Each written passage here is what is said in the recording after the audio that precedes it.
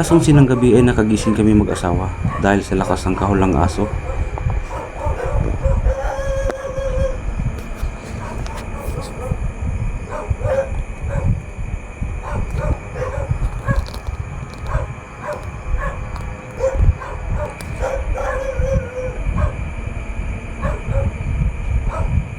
Pinapakaramdaman ko ang kahol ng aso. Pagkatapos nito, meron akong narinig malakas na pagaspas sa labas nito.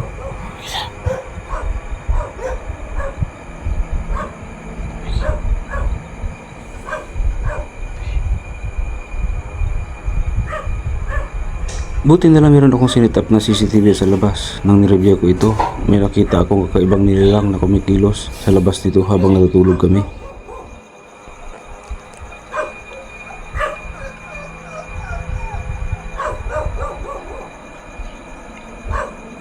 Kaya naman naglakas loob na ako. Lumabas na ako sa aming kwarto para tingnan ko sa labas kung ano tinatahol ng aso. Nagtahol.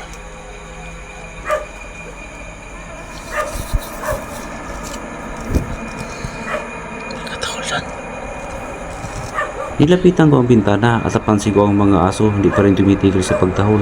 Kaya pala ito hindi tumitigil sa pagtahol ay meron sila nakitang ibang klase nilalang. Okay, mayroon tayong Mayroon tayong CCTV. Makita natin mamaya sa record ng CCTV. Maglabas ako mga kapal. Mga kapal.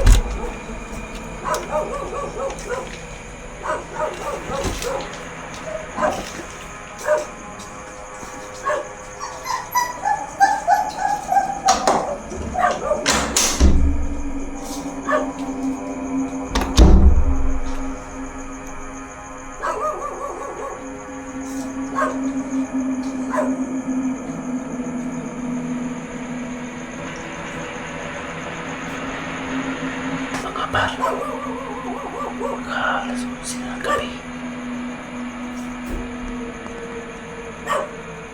Pero narinig sa mga kakaibasan. Lakas ang mga tao lang mga aso.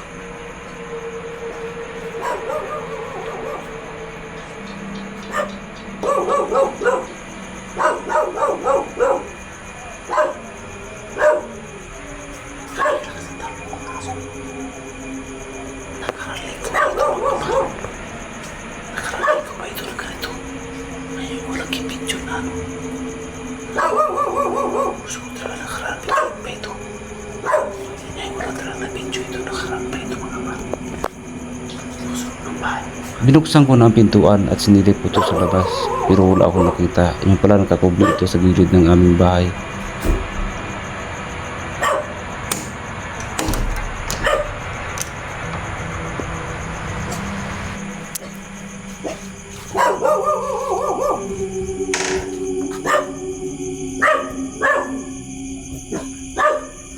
Tolong mga aso mga man.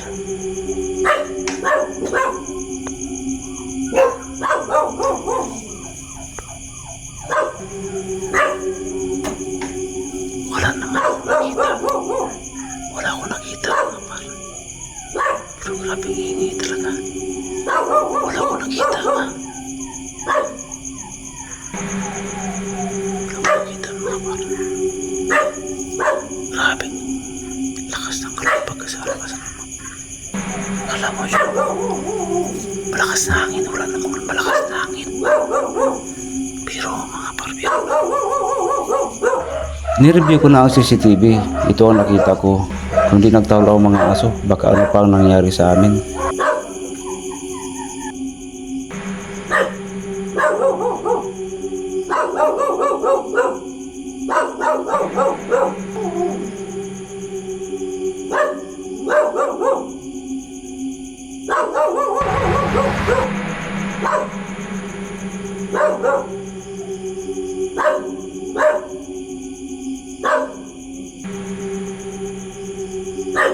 Ano kaya ang pakay nito sa amin? Bakit hindi ko maalis sa kanyang pwesto?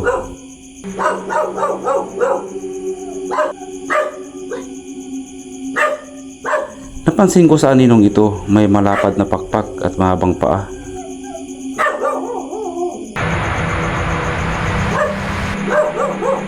Baka ito na yung sinasabi nilang kakaibang nilalang na kumakain ng tao.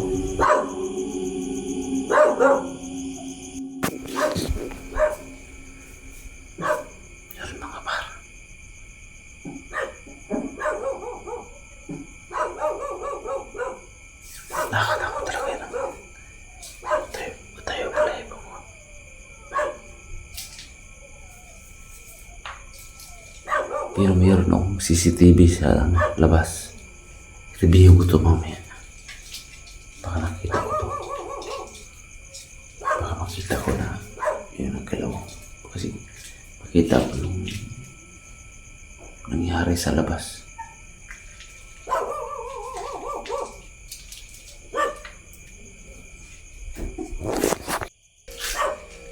Well, mga par, update ko na kayo bukas mga par. Patay ko na ilaw. Update ko na kayo bukas mga par kung ano nangyari.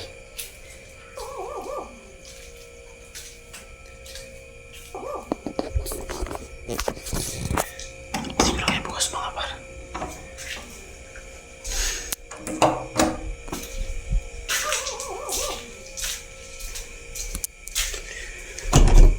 I-check ko pa sa ano. I-check ko sa CCTV namin nakalagay doon mga para bukas. Update ko kayo mga bukas mga para.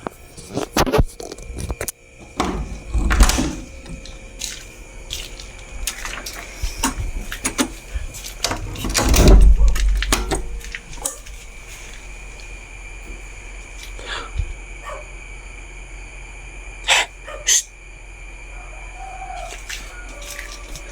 Ay!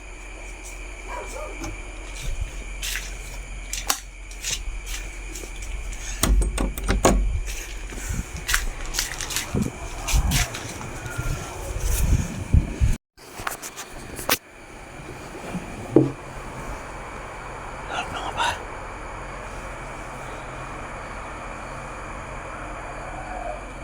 Update ko lang kayo bukas mga par.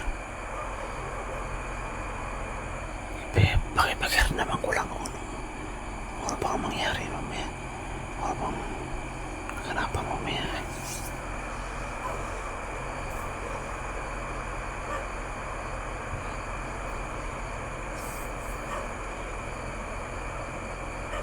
Mga par.